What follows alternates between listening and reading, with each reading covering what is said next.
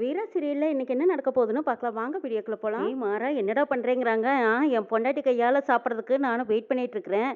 என்ன உங்க ஃபேமிலியில தான் அவ சமைச்சதை சாப்பிட்றதுக்கு நீங்க எல்லாம் கொடுத்து வைக்கலைங்கிறாங்க மாறன். டேய் ஏன்டா அப்படி சொல்றேன்? நான் வந்து கொஞ்சம் கொஞ்சமா வாங்கி சாப்பிட்டுக்குவேன். என் மக கையால நான் சாப்பிடாம வேற யாருடா சாப்பிட போறாங்கிறாங்க வள்ளி. ஆமா எனக்கே என் தலையில போடுறாளோ என்னமோ இது வேற இவ்வளோ வாசப்பட்டுட்டு இருக்குது பாருன்னு நினைக்கிறாங்க. டேய் கொஞ்சம் தள்ளுடா அப்படின்னு சொல்லி பாத்திரத்தையெல்லாம் எடுத்து கொடுத்துட்டு பாத்திரக்காரத்துக்கு பணத்தை கொடுத்து அனுப்பி வைக்கிறாங்க. "இந்தாடா மாறா பாத்திரமெல்லாம் எடுத்துட்டு போன்னு எடுத்து கொடுக்குறாங்க. டிடே கொஞ்சம் நில்லு. ஆமா நேற்று நைட்டு நீ ரொம்ப சந்தோஷமா இருந்தியாங்கிறாங்க. ஆமா கிட்ட போயிருந்தா என்னைய கொன்னே போட்டிருப்பான்னு நினைக்கிறாங்க மாறன். டேய் நீயும் சந்தோஷமா இருந்த வீரவும் சந்தோஷமா இருந்தாலன்னு கேட்குறாங்க. ஆமா சந்தோஷமாவா? அப்பா தூங்கும்போது அவன் எங்கே தலகாணியை வச்சு கொன்னுடுவாளோன்னு பயந்துக்கிட்டே நான் படுத்திருந்தேங்கிறாங்க மாறன். என்னடா மாறா நான் பாட்டு கேட்டுட்டு இருக்கிறேன் நீ பாட்டுக்கு பேசாமல் இருந்தா என்னடா அர்த்தம்? சந்தோஷத்தில் வாயடிச்சு போயிட்டியான்னு கேட்குறாங்க வள்ளி.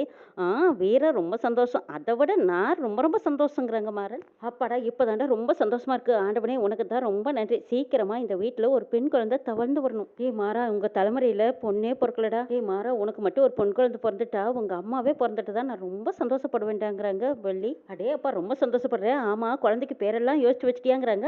பேருக்கு என்னடா உங்க அம்மா பேரையே வச்சிடலாமேங்கிறாங்க. நல்லா தான் இருக்கும். அதே இன்னும் வேற ஏதாவது வச்சிருக்கியாங்கிறாங்க. அட ஆமாடா உங்க அப்பா உன்கிட்ட காட்டாத பாசத்தையெல்லாம் அந்த குழந்தைகிட்ட காட்டணும். உன் குழந்தைய உங்க அப்பா கொஞ்சம் போது அந்த குழந்தை உங்க அப்பா மார் மேல நீ எங்க அப்பாவை திட்டினே இல்லைன்னு காலால உதவுதுன்னு உதைக்கணும். அதையெல்லாம் நான் கண்ணால பார்க்கணும்டா. நடந்தா நல்லா தான் இருக்குங்கிறாங்க. நடக்கும்டா. ஆமா என்னாச்சுன்னு கேட்குறாங்க வள்ளி. இல்லை இல்லை ஒன்றும் இல்லை. அந்த மாதிரி நடந்தா நல்லா தான் இருக்குங்கிறாங்க. டேய் சீக்கிரமா நடக்கும்டா அப்படின்னு திருஷ்டி நட்டை எடுக்கிறாங்க வள்ளி. டேய் பாத்திரத்தையெல்லாம் எடுத்து வச்சுட்டு சீக்கிரமா சாப்பாடு செஞ்சு சாப்பிடுங்கடா போடா எடுத்துட்டு போங்கிறாங்க. அந்த குழந்தை வீடு முழுக்க தவழ்ந்து அப்படியே ஓடி ஆஹா அப்படின்னு கனவண்டுட்டு இருக்கிறாங்க வள்ளி. கொடுமைடா சாமி நானே என்னடா பண்றேன்னு தெரியாம முழிச்சிட்டு இருக்கிறேன். இதுக்கு கனவை பாருங்கிறாங்க மாறன். டேய் என்னடா யோசிக்கிறேங்கிறாங்க. இதையெல்லாம் தூக்கி கொடுங்கிறாங்க. இதையும் நான் தான் தூக்கி கொடுக்கணுமான்னு பாத்திரத்தையெல்லாம் எடுத்து கொடுக்குறாங்க. மாறன் எடுத்துட்டு போறாங்க. மாறன் பாத்திரங்களையெல்லாம் எடுத்துக்கிட்டு ரூம்குள்ளே போகிறாங்க. போகும்போது இன்னுமா தூங்குற அடப்பாவி நம்ம பேசாம சிங்கிளாவே இருந்திருக்கலாம். எப்படி நிம்மதியா தூங்கிருக்கலாம். தூங்கத்தை எடுத்து போட்டு இவ பாரு எப்படி நிம்மதியா தூங்கிட்டு இருக்கா. இருடி இரு அப்படின்னு நினைச்சிட்டு பாத்திரத்தை திப்புன்னு போடுறாங்க. வீரா தூக்கம் தெரிஞ்சு எழுந்திரிச்சு பாக்குறாங்க. திருப்பி பாக்குறாங்க மாறன். வீரா தூக்கம் தெரிஞ்சு பச்சாங்கிறாங்க. நைட்டு எந்த ரியாக்ஷன்ல படுத்தாலோ அதே ரியாக்ஷன்ல எழுந்திருக்கிற பாரு. நானே உனக்கு பெட் காப்பி கொடுக்கலான்னு நினைச்சேன். எந்திரிச்சிட்ட பாருங்கிறாங்க. ஆமா நீ எப்ப பாத்திர கடை ஆரம்பிச்சேன்னு கேக்குறாங்க வீரா. இப்பதான் ஒரே தொழில் போர் அடிச்சு போச்சு இல்லையா, அதனால அப்பப்ப இதை மாத்திக்கலான்னு தான். ஏய் மோனிக்காதடி நம்மளை தான் தனியா ஒதுக்கி வச்சிருக்காங்கல்ல, அதனால இது நம்மளுக்குன்னு தனியா ஒதுக்கி வச்ச சாமானுங்கிறாங்க. பெட்ரூம் கிச்சன் எல்லாம் ஒன்னாவான்னு கேக்குறாங்க. ஆமா முறைக்காத வேற வழி. கீழே கிச்சனுக்கு போனா திட்டுவாங்கல்ல, அதனாலதான். சரி மத்தியானத்துக்கு என்ன ஸ்பெஷல் சமைக்க போற? மீன் மட்டன் ஏதாவது சமைக்கிறியா? நான் வேணா வாங்கிட்டு வரட்டுமாங்கிறாங்க. அது ஒண்ணுதான் குறைச்சல். ஏய் எப்படி இருந்தாலும் சாப்பிட்டு தாண்டி ஆகணும். பட்னியாவா கிடக்க முடியுங்கிறாங்க. ஆமா நீ ஒரு அணியும் பிடுங்காம இருந்தேன்னா அது போதுன்ட்டு போறாங்க வீரா. எவ்வளோ விஷயங்கள் தெரிஞ்சு நான் சொல்லிட்டு இருக்கிறேன். எதுவுமே தெரியாம அவ பாட்டுக்கு போறா பாரு.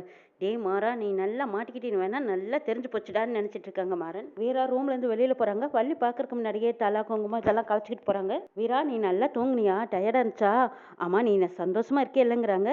அதை கேட்ட வீரா ரொம்ப வெக்கப்படுற மாதிரி வெக்கப்படுறாங்க. ஐயோ வெக்கத்தை பாரு. இந்த வெக்கத்தை பாக்குறதுக்கு தானே நான் இவ்வளவு நல்லா காத்து கிடந்தேங்கிறாங்க வள்ளி. இந்த வெக்கத்தை பாக்குறதுக்கு தான் தவமா இருந்தேன். நீ எப்பவும் இதே மாதிரி சந்தோஷமா இருக்கணும். வள்ளி சுத்தி முத்தியும் பாக்குறாங்க. என்ன என்ன சுத்தி பாக்குறீங்கன்னு கேக்குறாங்க வீரா. இல்ல இந்த வீட்டுல ஒண்ணு தான் தான் சிஐடின்னு நினைச்சுக்கிட்டு அங்கங்க நின்று சிஐடி வேலை பார்த்துட்டு இருக்கோம். அதான் எங்காவது நிக்குதான்னு பாக்குறேங்கிறாங்க வள்ளி. யாவது ஒளிஞ்சு நின்றுட்டே இருக்குங்கிறாங்க. யார சொல்றீங்கன்னு கேக்குறாங்க வீரா.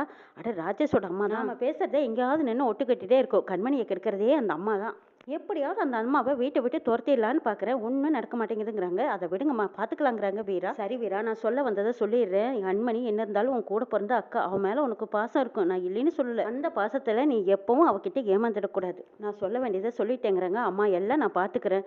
அவளை சீக்கிரமாக கண்மணியை நான் திருத்திடுவேன். மாமா கூட சந்தோஷமாக நான் வாழ வைக்க போகிறேன். அவளோட தப்பு என்னங்கிறத அவளே திருத்திக்குவா வேணா பாருங்களேங்கிறாங்க வீரா. வள்ளி சரிம்மா சரிம்மாங்கிறாங்க. என்னம்மா என் வார்த்தையில் நம்பிக்கை இல்லைன்னு கேட்குறாங்க. இல்லை இல்லை அவள் மேலே நம்பிக்கை இருக்கோ இல்லையோ, ஆனால் உன்னோட வார்த்தையில் எனக்கு ரொம்ப ரொம்ப நம்பிக்கை இருக்குங்கிறாங்க வள்ளி. நீ சொன்ன மாதிரி செஞ்சு முடிப்பேன். அப்படி நீ செஞ்சிட்டீன்னா அதுதான் பெரிய சாதனைங்கிறாங்க. திறந்து பாருங்கம்மா நல்லதே நடக்குங்கிறாங்க வீரா.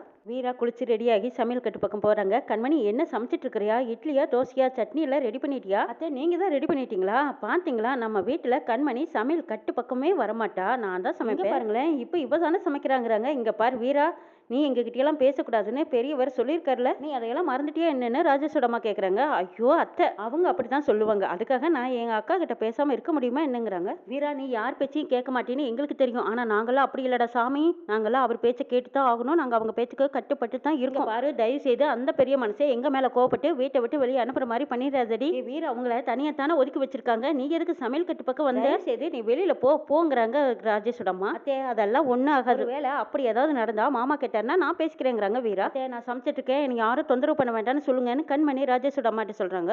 ஓ, நீ என்கிட்ட பேச மாட்டியா? சரி சரி, நீ ஒரு பக்கம் சமை, நான் ஒரு பக்கமா என் புருஷனுக்கு சமைக்கிறேங்கிறாங்க வீரா. நான் சமைச்சிட்டு இருக்கேன், யாருக்கும் வழி விட மாட்டேங்கிறாங்க. என்ன ஒரு தடவை சொன்னா புரியாதான்னு கண்மணி சீறி போயிறாங்க.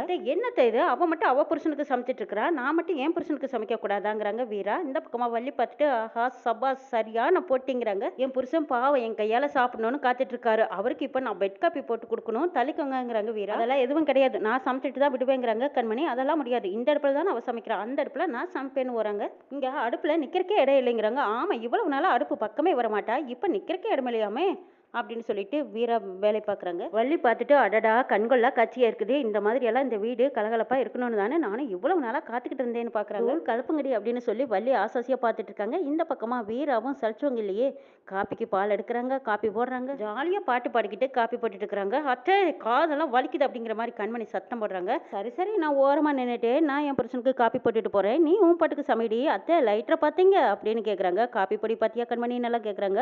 ஒவ்வொன்றுக்கும் ஒவ்வொரு தடவையும் கண்மணி முறைச்சிட்டே இருக்காங்க. அடிப்போடி அப்படின்னு சொல்லிட்டு ஒரு டம்ளர் ஸ்ட்ராங்காக காப்பியை போட்டு எடுத்துட்டு போகிறாங்க வீரா. மாறன் தூங்கி எழுந்திரிச்சதும் பேப்பர் படிச்சுட்டு இருக்கிறாங்க. பேப்பரை விரிச்சு பார்த்தா கணவனை பிடிக்காத மனைவி தலகனை வைத்து கொண்டு விட்டால், பாலில் விஷம் எடுத்து கொண்டு விட்டால், இப்படி படிச்சுட்டு வராங்க மாறன். ஐயோ, இன்னைக்கு வந்த நியூஸ் எல்லாம் நம்மளுக்கே சூட் ஆகுது. ஐயோ வேண்டாம் சாமி, இன்னைக்கு படிக்கவே கூடாதுன்னு மூடி வைக்கிறாங்க. காப்பியோட வராங்க. என்னங்க பேப்பர் படிச்சு முடிச்சிட்டீங்களான்னு கேட்குறாங்க. அப்பப்பா, இன்னைக்கு எனக்கான செய்தி எதுவும் கிடையாது, அதுதான் முடிச்சிட்டேன், படப்படன்னு வருது, மூடி வச்சிட்டேங்கிறாங்க. சரி சரி, இந்தாங்க காப்பியை குடிங்கிறாங்க. ஐயோ, காப்பியில இது விஷம் கலந்துருப்பாளா?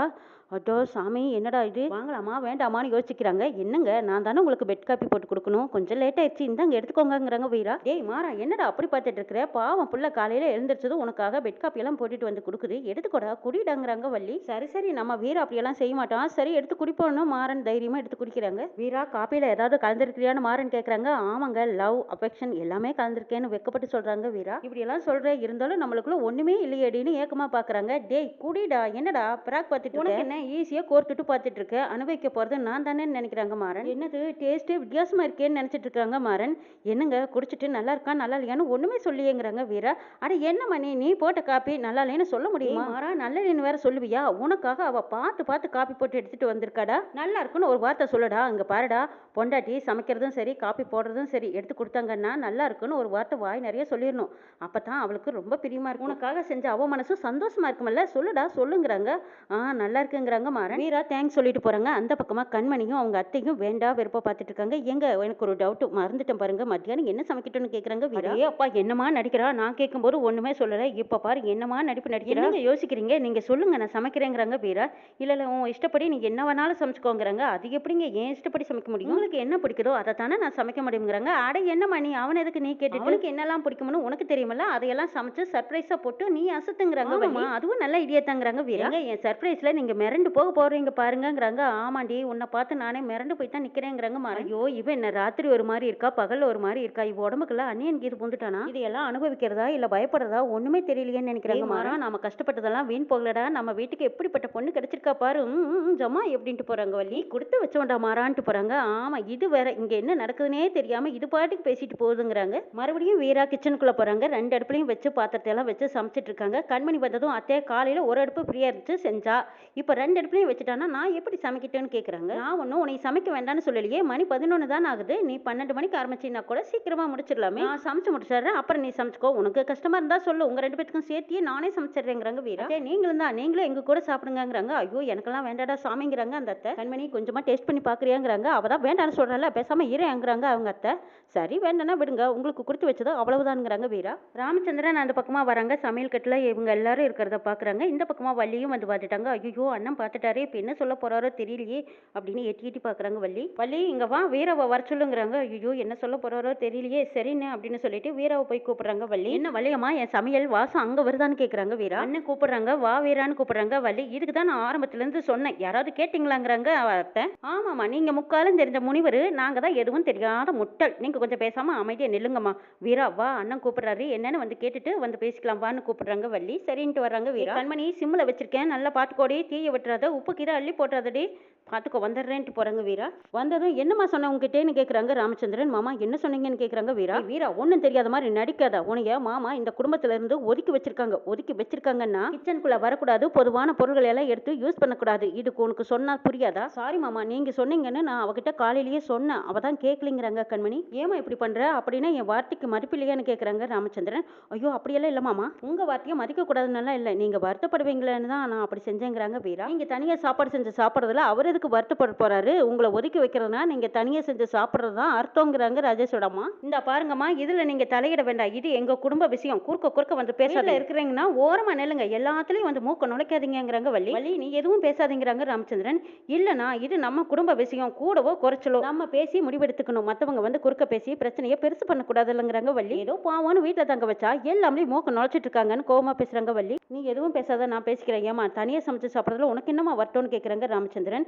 இல்லமாமா, ஒரு குடும்பம்னு இருந்தா 2 பெட்ரூம் இருக்கலாம், 2 பால்கனி இருக்கலாம், வீட்டுல இருக்கிற பண்டங்கள் எல்லாம் நிறைய இருக்கலாம், ஆனா பூஜை அறையும் சமையல் கட்டும் ஒண்ணுதான் மாமா இருக்கும், அப்பதான் அந்த குடும்பம் எப்பவும் சந்தோஷமா ஒத்துமையா இருக்குதுன்னு அர்த்தம். வீரா சொன்ன பதில் ராமச்சந்திரனுக்கு சந்தோஷமா இருக்கு. வள்ளிக்கு ஆஹா சக்க போடு போடடி அப்படின்னு பாத்துட்டு இருக்காங்க. கண்மணியும் ராஜேஷோட அம்மாவும் வயிறெறிஞ்சு நிக்கிறாங்க. ராமச்சந்திரன் வாயடிச்சு போய் நிக்கிறாங்க. அடுத்தது கண்மணிக்கும் வீராவுக்கும் சரியான போட்டி நடக்க போகுது. என்ன நடக்க போகுதுங்கிறதையும் நாளைக்கு சொல்ல பார்க்கலாம்.